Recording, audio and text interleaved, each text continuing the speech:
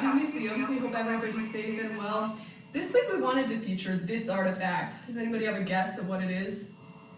This is called a chatelaine, and women would wear these at their waist to hold things like keys, or here we have a pair of sewing scissors to keep them close by.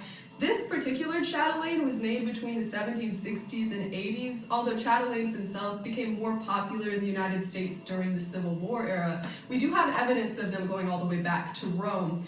Just as much as a chatelaine was a practical consideration for a woman to have everything hanging at her side, it was also a status symbol because whatever woman had the keys to the house had access to all the valuables that were locked up. So anybody in the household, if they wanted to access those, had to go to the woman who had the right chatelaine.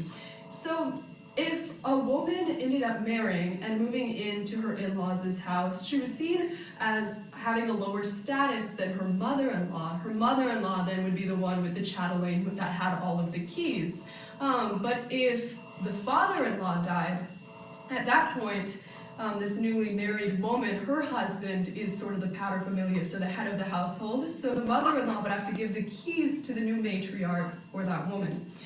Younger women who didn't have as much status in their own households wanted to look like they had status, so they would get chatelaines, and instead of putting keys on them, they would put different items on them, so they looked like they had that household authority even though they didn't actually have the status within their household. So as a result, we can see people doing different themed chatelaines, if you will, like artist chatelaines having different materials for art, or even mourning chatelaines that had on them different items to remind a woman of a deceased relative that she had recently lost.